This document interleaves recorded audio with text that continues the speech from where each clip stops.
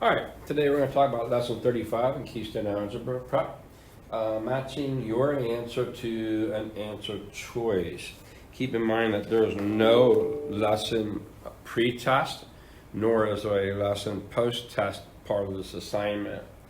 Okay, let's get started. Key concept. Another aspect of test taking is matching your answer you calculated to the correct answer choice. Consider the following scenario. You took time to accurately solve a problem, used the reference sheet to find the correct formula, made accurate calculations, and you rechecked your work. You are 100% confident that your answer is correct, but it doesn't seem to match any of the answer choices, or does it? According to your calculation in the calculator, your answer is, let's take a look at the calculator, 0.1875. But look at your answers, they're all in fractions, okay? So which answer choice do you choose? The issue is that your answer is in a different form from the answer choices. While different calculators provide different ways to convert answers, the following method always works.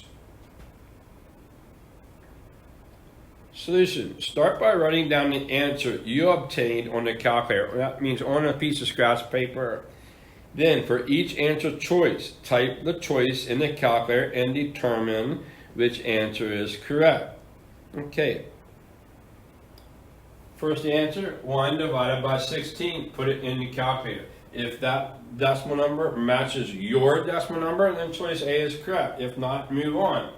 Choice B. Type in the calculator, 1 divided by 8. It yields 0.25. Well, it's not the same as your answer. Keep on going. All right, C. Start typing 3 divided by 16. It yields 0.1875. Answer choice C is equivalent to your answer. All right, and just check D to make sure, okay? 3 divided by 8 is not 0.185, so you can eliminate choice D. So the correct answer is C here. 3 over 16 is the same as 0.1875. All right, example 2. Your answer is 1.097375. Okay. That means that answers have to be 1 and something. So choices A, B, and C are all mixed numbers with whole numbers 1. So we can't use the process elimination. All right. So how do you do it in the calculator? Well, for part choice A, 1 plus 1 and 3/8 means 1 plus 3 divided by 8. Okay. Your calculator will do the division and then the addition. Okay. It yields 1.09375, and it looks like since C is going to be the correct answer. Okay. Sometimes you're required to write an equation to represent a situation. Your equation may not be written in the same form as the answer choices. When this occurs, it may be necessary to convert your answer to another form. In other words, change your answer equation into the form of the equations that's given. Which of the following is an equation for the line that passes through the points 2, 4, and 0.53? All right. Here are the choices, A, B, C, and D. They're all written in slope-intercept form. Y equals M times X plus or minus B. Okay. Now the B values, -6, -6, +6, +6. You can determine the B value if you have a point with a ordered pair 0, a number. But I don't have that here, I don't have that over here. The x's are not zeros, okay? So, reading on, you calculate the slope and determine the equation for the line in point slope form is y minus 5 equals -1/3 times the quantity of x plus 3. All right, all of the answer choices are provided in slope-intercept form.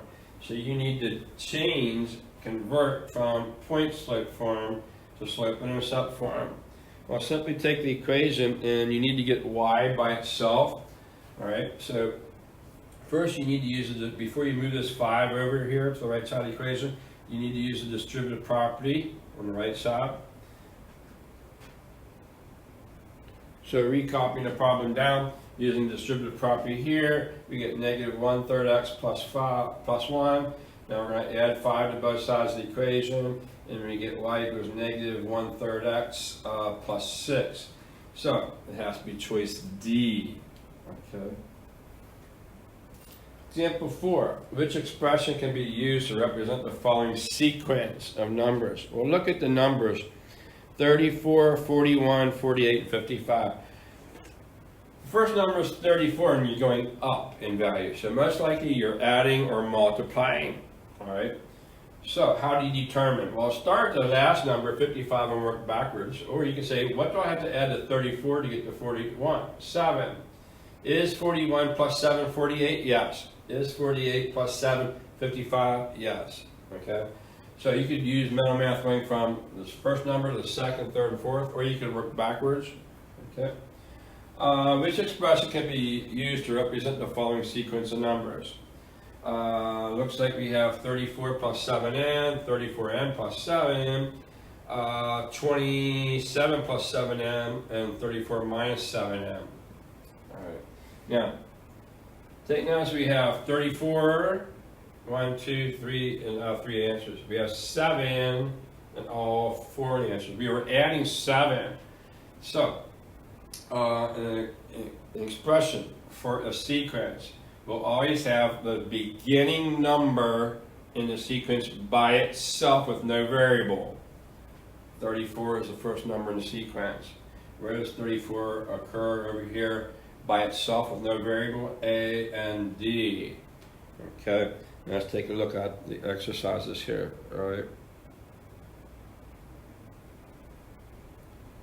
So our choice here has to be using this sequence formula on a formula sheet. All right. Here's the sequence formula for arithmetic sequence. All right. We substituted the first number, 34, and for A1 means the first term. Okay. D means what are we adding or subtracting? If we're adding, it's positive 7 in this case. If it's negative, we're subtracting. This D will be negative. Okay.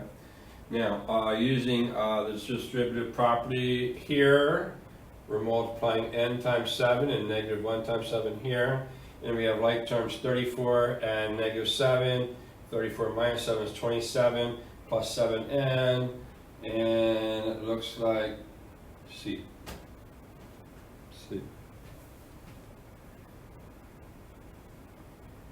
All right. Remember, you do not have a lesson pre-test and a lesson post-test. For lesson 35, you have problems 1 through 11.